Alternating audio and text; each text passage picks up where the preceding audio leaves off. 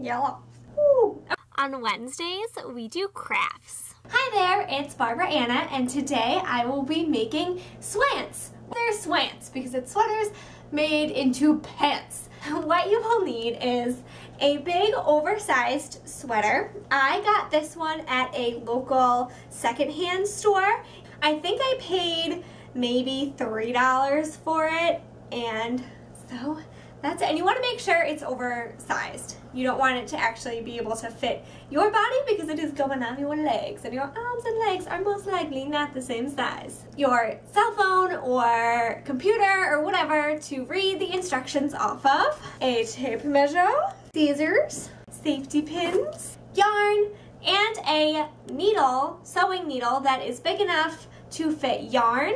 I really like the way that these instructions are written. It's from westknits.com, which of course I found through Pinterest, but I just think the way that they write it is really funny. Step 1, take off your pants. Step 2, put the sweater sleeves on your legs. If you fit into it, you can work with it. I already did these 2 steps, so this sweater will fit on my legs, and I put my pants back on.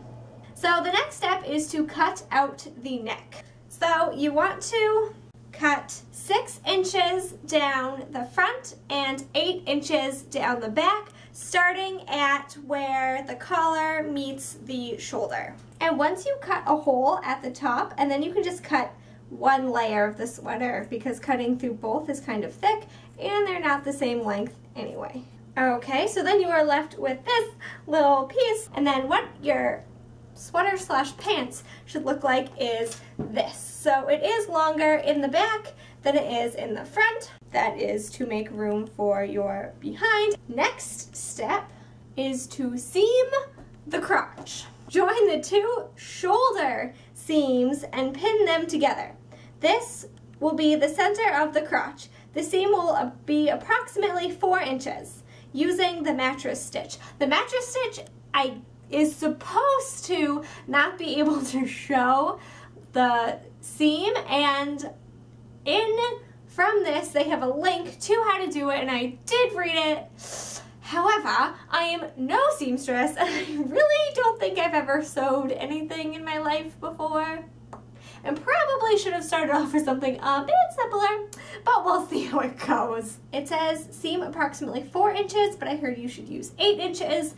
Okay, so now I have pinned it together like this, and I made sure that the 2 shoulder seams matched up. So this is the crotch area, which makes sense because it's right where the shoulders meet, or where the new legs will now meet. Now the sewing part. So 4 on each side. So I'm going to start, oh, how convenient, at the end of my safety pin. Oh, great, great. My needle has become de-threaded. Okay, all right. I think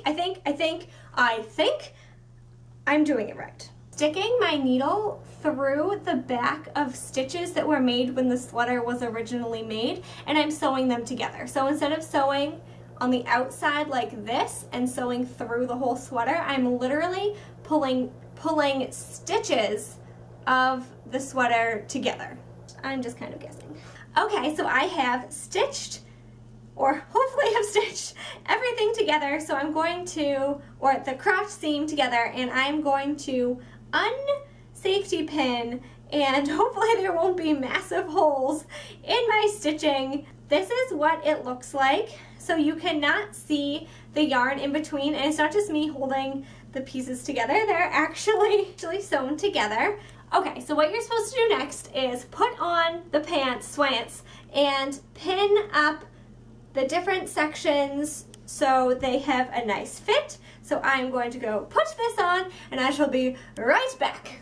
Okay, so I have pinned the front of my swants, and they now look like this.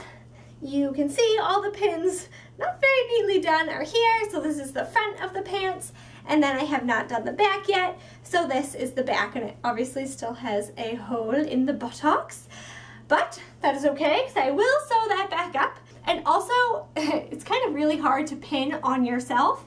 It would have been nice if I had an extra set of hands. So let's stop sewing.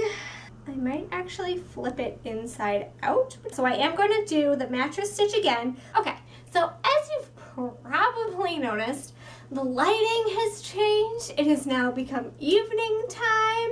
So, well, my mom got home and she helped me pin the back.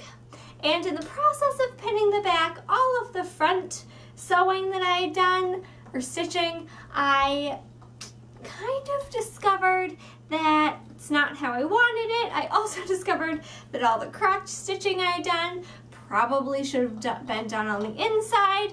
I am now going to start to stitch the front part of my swants. Okay, so I have officially finished stitching the entire front of my swants, so hopefully I will be able to tighten it up a little and make them more of a legging type pant. So I am going to sew the butt part together. Ta-da! Here are my swants. Here's a close-up of the front and then the back. They are fairly comfortable. They're a bit itchy and very, very hot, but great for winter time lounging around. They definitely will stay up. However, if I had an elastic to sew in, it would have been much better. Instead, I just took this scarf and tied it really tight around my waist and folded over the extra fabric at the top. So there are my swants. Okie dokie, so those are my swants. The crotch area is a bit less fitted than I'd like it to be, and keeping them up around my waist is also a little not what I had expected, but that is okay. Don't forget to subscribe and like, and of course comment, and follow me on Tumblr, Twitter, and Pinterest. And of course I will put the link where I found these and how to do all the stitches for these down below in the description bar. So stay excellent. Bye! Great.